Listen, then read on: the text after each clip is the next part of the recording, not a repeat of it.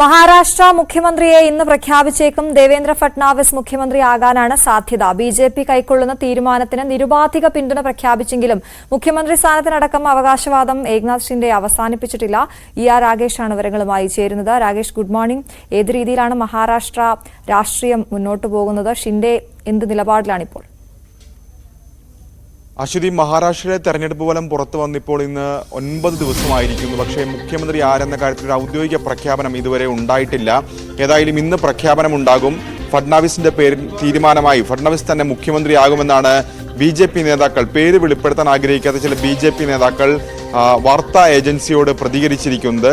ഏതായാലും ഇന്നോ നാളെയായി BJPയുടെ നിയമസഭാ കക്ഷി ചേരും എന്നുകൂടി BJP അറിയിക്കുന്നുണ്ട്. ഏതായാലും ഈ അവസാന നിമിഷവും അവകാശവാദം ശിവസേന ഉന്നയിക്കുകയാണ്.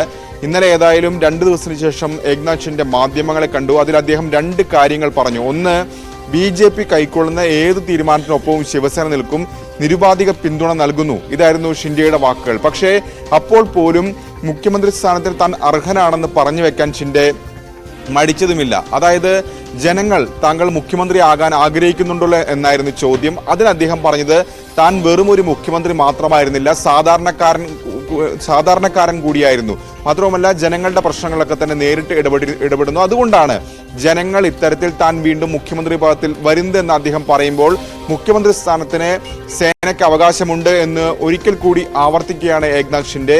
ഏതായാലും മുഖ്യമന്ത്രി സ്ഥാനം ഷിൻഡെയ്ക്ക് ലഭിക്കില്ല എന്ന് ഏറെക്കുറെ ഉറപ്പാണ്. പക്ഷേ ഈ അവസാന നിമിഷം പോലും ചില നീക്കങ്ങൾ ശിവസേനയുടെ ഭാഗത്ത് നടക്കുന്നുണ്ട്. അതായത് ആഭ്യന്തര മന്ത്രിസ്ഥാനം വേണമെന്നൊരു ആവശ്യത്തിൽ ഇതുവരെ വിട്ടുവീഴ്ചയ്ക്ക് സേന തയ്യാറായിട്ടില്ല. അതുമായി ബന്ധപ്പെട്ട ചോദ്യങ്ങൾ നടക്കുമ്പോൾ എല്ലാ വിഷയങ്ങളും ചർച്ച ചെയ്യും, വകുപ്പ് അടക്കമുള്ള വിഷയങ്ങൾ ചർച്ച ചെയ്യും എന്നാണ് ഏക്നാഥ് ഷിൻഡെ പറയുന്നത്. ഏതായാലും ഇന്നലെ അദ്ദേഹം സത്താറയിൽ നിന്ന് മുംബൈയിലേക്ക് മടങ്ങിയിട്ടുണ്ട്. സ്വാഭാവികമായും ഇന്ന് മുംബൈയിൽ നിർണായക ചർച്ചകൾക്ക് വേദിയാകും. ഒരുപക്ഷെ ഈ ചർച്ചകൾക്ക് ശേഷമായിരിക്കും ഔദ്യോഗിക പ്രഖ്യാപനം മുഖ്യമന്ത്രി കാര്യത്തിൽ BJP കൈക്കൊള്ളുക. അശ്വതി. ശരി രാകേഷ്.